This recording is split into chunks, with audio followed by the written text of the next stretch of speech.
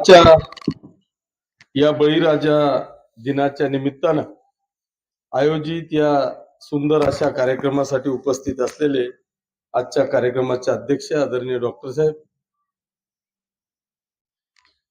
गेल्या अनेक वर्षापासून ज्यांच्या हातून या मतदारसंघाची सेवा होते असे आदरणीय डॉक्टर देशमुख साहेब, सुनील भाऊंचं भाषण मला ऐकायचं होतं पण मला उशीर झाला, त्याच्यामुळे सुनील भाऊ शिंदे, त्यानंतर सुरेश दादा, मंचावर उपस्थित असलेले हेमंत भाऊ चव्हाण, जे सूत्रसंचालन करताय असे आदरणीय पाटील सर, समोर उपस्थित असलेले सर्व शेतकरी बांधव, बंधू भगिनी आणि मित्रांनो, मी पहिल्यांदा राजू भाऊ आणि सर्व आयोजकांचं मनापासून अभिनंदन करतो, त्यांना धन्यवाद देतो की ज्यांचा खऱ्या अर्थाने सन्मान झाला पाहिजे असा एक आगळा वेगळा कार्यक्रम घेऊन त्यांनी गेल्या 15 वर्षापासून या ठिकाणी सातत्य ठेवून छोटेखानी का असेना पण त्याला एक अनन्य साधारण असं महत्व प्राप्त करून देण्याचं काम आमच्या शेतकरी बांधवांच्या सन्मानाच्या निमित्तानं त्यांनी या ठिकाणी घेतला, त्याबद्दल सर्व आयोजकांचं मी मनापासून अभिनंदन करतो, त्यांना धन्यवाद देतो। बांधवांनो, आज खरं म्हणजे दीपावली आहे, आपल्याला सगळ्यांना दिवाळीच्या मनापासून शुभेच्छा देतो। पण ही वस्तुस्थिती आहे की आम्ही आजपर्यंत जरी मी राजकारणात असलो तरी राजकारणामध्ये आम्ही हेच आजही म्हणतो की शेतकरी राजा आहे, शेतकरी हा जगाचा पोशिंदा आहे, पण खऱ्या अर्थाने त्याच्याकडे ज्या पद्धतीचं लक्ष दिलं गेलं पाहिजे ते लक्ष मला असं वाटतं की राज्यकर्त्यांकडून दिलं जात नाही, ही वस्तुस्थिती आहे। अर्थात आज जर का आपण पूर्ण महाराष्ट्र आणि देश पाहिला तर या सगळ्या गोष्टींमध्ये जर सगळ्यात मागे कोणी पडलेला असेल, सगळ्यात जास्त संकटात कोणी सापडत असेल तर तुम्हाला वाटतं शेतकरी बांधव आहे। जर आपण मागच्या 10-15 वर्षापासून पाहिलं तर निसर्गाचं असलेलं चक्र हे इतकं विचित्र झालेलं आहे की हे विचित्र झालेलं चित्र शेतकऱ्यांच्या हातातोंडाशी आलेला घास हा केव्हा हिरवून नेईल हे आपण आज सांगू शकत नाही, ही वस्तुस्थिती आहे। म्हणजे आपण जर का पाहिलं तर कापूस येतोय येतोय येतोय, आमचा हा शेतकरी बांधव आपल्या त्या पिकाला अगदी आपल्या पोटाच्या मुलासारखं, लहान बाळासारखं जपतो आणि जेव्हा तो पीक घरात येईल अशा आशेने बसतो आणि अशा वेळेस अचानक परतीचा पाऊस येतो, वादळी वारा येतो आणि आपल्या जवळ आलेला घास जेव्हा तो हिरावून नेतो त्यावेळेस मात्र हवालदिल झालेल्या शेतकऱ्याच्या वेदना आपल्याकडून पाहिल्या जात नाही, ही वस्तुस्थिती आहे।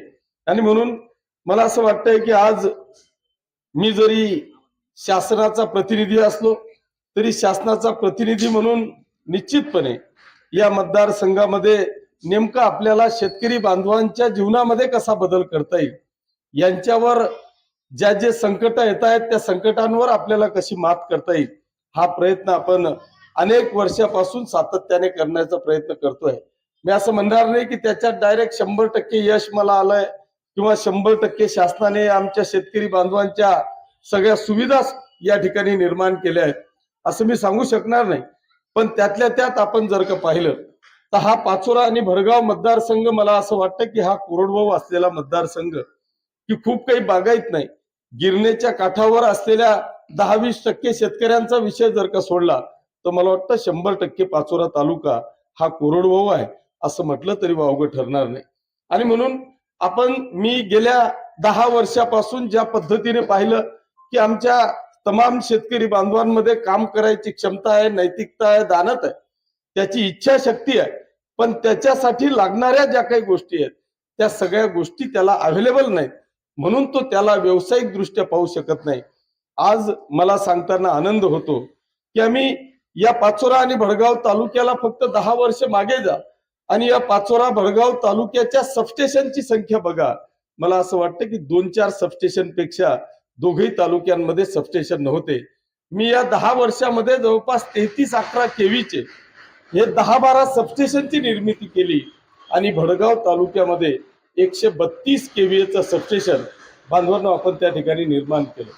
आता खऱ्या अर्थाने जरी विजेची निर्मिती झाली तर मग नेमकं पाणी पाहिजे, जोपर्यंत पाणी नाही तोपर्यंत वीज राहून तरी काय करणार आहे आपण बांधवांनो. या पाचोरा भडगाव तालुक्यामध्ये ज्या आमच्या नद्या आहेत, मग ती हिवरा आहे, तितूर आहे, बवळा आहे, आग्नावती आहे, या गडदगड आहे, या सगळ्या नद्यांवर जर का आपण फेरफटका मारला तर मागच्या 10 वर्षापासून आपण जलयुक्त शिवाराच्या माध्यमातून आपल्या शेतातून निघणारा प्रत्येक थेंब अडवण्याचा प्रयत्न केला, एक एक नाला बंद करण्याचा प्रयत्न केला आणि ह्या जेवढ्याही नद्या आहेत या नद्यांच्या प्रत्येक 1 किलोमीटरवर आपण या ठिकाणी बंधारा बांधला. मला वाटतं दीपक दादा, प्रताप दादा या ठिकाणी आपण आहेत. तुमच्या गावातली नदी किंवा तुमच्याच गावातलं उदाहरण मी आपल्याला या ठिकाणी देऊ शकतो. तुमच्या गावातल्या विहिरींची अशी पोझिशन आली होती की एकेकाळी कसगावच्या रेल्वेच्या वॅगन मध्ये तुमच्या सगळ्या कंटेनर केळीच्या जायच्या, पण मधल्या 20 वर्षापासून तुमच्या सगळ्या कंटेनरच्या किंवा केळीच्या बागा संपलेल्या होत्या. पण आज ज्या विहिरी तुमच्या कोरड्या होत्या त्या 100% विहिरी रिचार्ज करण्याचं काम आपण या ठिकाणी केलं की ज्या विहिरीला पाण्याचा थेंब नव्हता ती विहीर आता आटत नाही अशा पद्धतीची पोझिशन. यांच्याच ती जी नदी गडदगड आहे त्या गडदगड नदीवर प्रत्येक किलोमीटरवर आपण त्या ठिकाणी बंधारा बांधला. आज खाजोळेकर मला असं वाटतं की 100% बागायत करण्याचं काम आपण या ठिकाणी केलं. ही वस्तुस्थिती आहे. आता पाणी आलं, वीज आली. तुम्ही एक विचार करा की या सगळ्यांकडे पहिल्यांदा 63 हॉर्स पॉवरचा ट्रान्सफॉर्मर होता. आता प्रत्येक शेतकरी माझ्याकडे येतोय, आम्हाला 100चा ट्रान्सफॉर्मर द्या सांगतोय. आता 100चा ट्रान्सफॉर्मर आज का लागायला लागलाय? जमीन तीच आहे, विहिरी त्याच आहेत, शेतकरी तोच आहे, पण तो आता 100चा ट्रान्सफॉर्मर मागतोय. याचं एकमेव कारण की पूर्वी तुमच्या विहिरीतली असलेली पाण्याची पोझिशन कोरडी ठाक होती. आता त्याच विहिरींना पाण्याची निर्मिती झाली आणि तो माझा शेतकरी आता 63चा ट्रान्सफॉर्मर तो 100चा मागायला लागलेला आहे. याचं एकमेव कारण की त्याची आता बागायत वाढलेली आहे. ही बागायत वाढल्याच्या कारणाने आपण या ठिकाणी ह्या सगळ्या गोष्टी करतोय. मग आता याच्यानंतर आपण काय केलं पाहिजे? तर आज जर का आपण पाहिलं, मी जे तुम्हाला सांगितलं, जी परिस्थिती आज राज्यामध्ये निर्माण झालेली आहे, आपण अनेक शेतकरी बांधव की पीक विमा काढला की त्याला नुकसान मिळायचं नाही, पण त्याला 8-10 हजार 15 हजार पीक विम्याचा पैसा भरावा लागत होता आणि तो जर का आपल्याला रिटर्न नाही मिळाला तर शेतकऱ्यांनी पीक विमा काढणं बंद केलं होतं. पण आज मला अभिमानाने सांगावं असं वाटतं की आपलं युतीचं सरकार त्या ठिकाणी आलं आणि या महाराष्ट्रातल्या 100% शेतकऱ्यांचा पीक विमा हा फक्त 1 रुपयामध्ये काढून दिला. आज जर का तुम्ही पाचोऱ्याची परिस्थिती पाहिली तर बांधवांनो 2023चा 111 करोड रुपयाचा पीक विम्याची परत रक्कम या पाचोरा तालुक्यातल्या तमाम शेतकऱ्यांच्या अकाउंटला या ठिकाणी तो मिळू शकला. याचं एकमेव कारण की राज्य आणि आपण ज्या पद्धतीचं लक्ष या ठिकाणी केंद्रित करण्याचा प्रयत्न केला. परंतु खऱ्या अर्थाने माझी एक विनंती या निमित्तानं आहे की आपण हा कार्यक्रम अतिशय उत्तम आहे, हा सत्कार करणं हा अतिशय योग्य काम आहे, पण हे सगळं करत असताना माझी देखील आणखी एक इच्छा आहे की आपण जर का पाहिलं तर अजूनही माझा शेतकरी हा परंपरागत शेतकरी शेती करतोय. त्या शेतीला जोपर्यंत माझ्या स्वतःचा तो व्यवसाय आहे हे जोपर्यंत तो समजत नाही तोपर्यंत मला वाटतं त्या शेतीमध्ये आम्ही प्रगती करू शकणार नाही.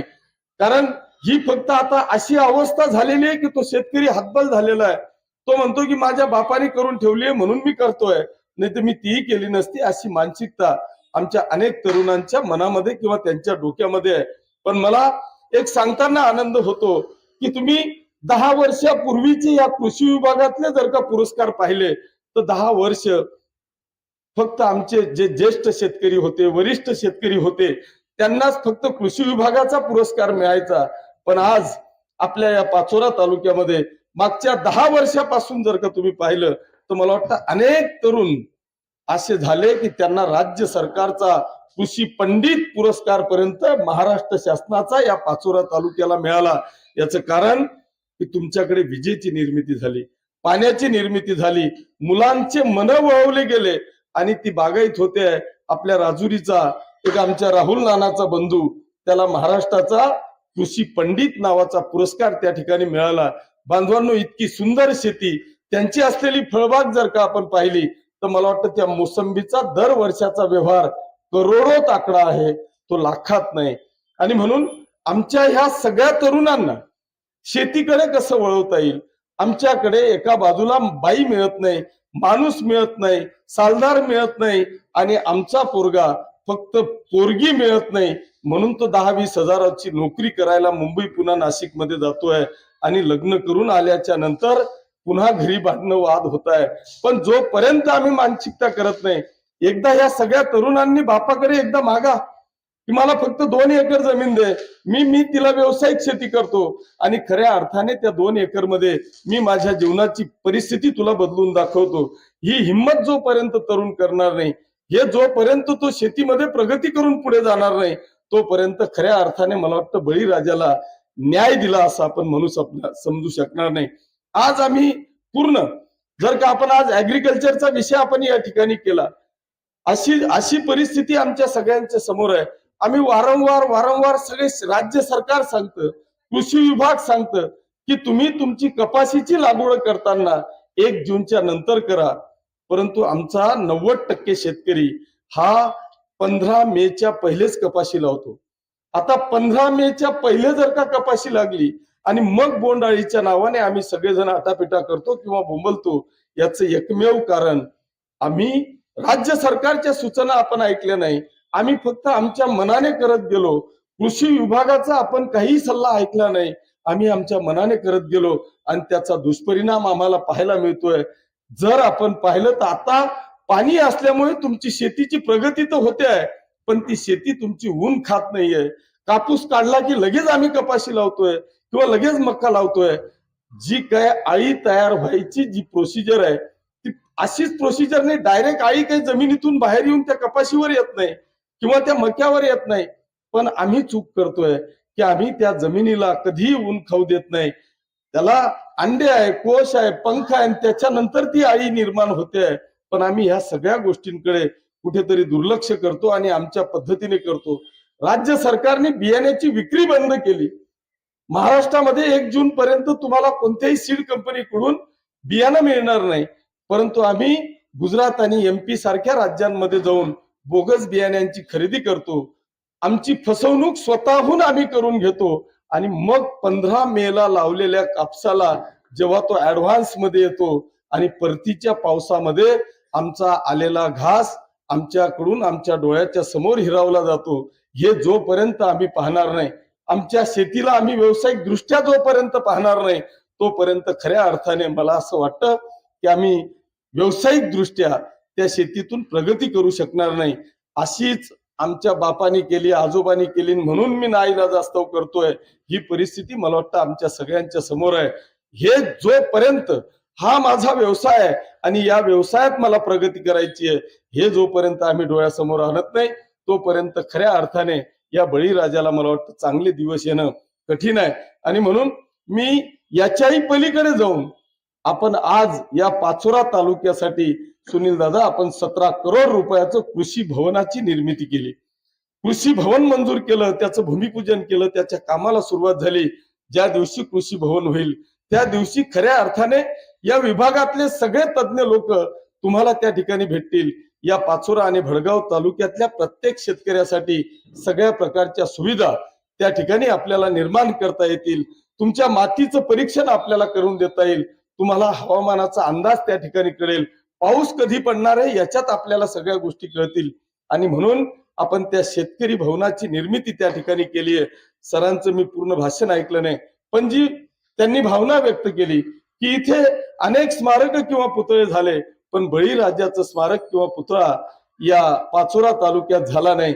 मी आपल्याला आयोजकांना, सर्व मान्यवरांना या निमित्तानं आश्वासित करतो की ज्या ठिकाणी आपलं शेतकरी भवन झालेलं आहे, शेतकरी भवन 1 वर्षाच्या नंतर खऱ्या अर्थाने पूर्णत्वास येणार आहे. त्या शेतकरी भवनाच्या समोर बळीराजाचा देखील पुतळ्याची निर्मिती आपण त्या ठिकाणी करू, अशा पद्धतीची ग्वाही आजच्या या सुंदर अशा कार्यक्रमाच्या निमित्तानं मी देतो. मी पुन्हा एकदा आयोजकांना मनापासून धन्यवाद देतो की आपण गेल्या 15 वर्षापासून मी प्रत्येक कार्यक्रम अटेंड करतोय. कधी कधी तर स्टेजवरचे आम्हीच असायचो आणि बाहेर 2-4 जण बसायचे, पण आज बऱ्यापैकी आपले सगळे मान्यवर या ठिकाणी उपस्थित आहेत. खरं म्हणजे ही चळवळ आपण चालू केली पाहिजे. शेतकऱ्याला कुठल्याही प्रकारची जात नाही, धर्म नाही, पंथ नाही. ही खऱ्या अर्थाने ही शेतकऱ्यांची जात म्हणून आम्ही निर्मिती केली पाहिजे, की शेतकऱ्यांनी शेतकऱ्यासाठी एकत्रित यायला पाहिजे. त्याच्यावर झालेल्या अन्यायाला खऱ्या अर्थाने वाचा फोडली पाहिजे.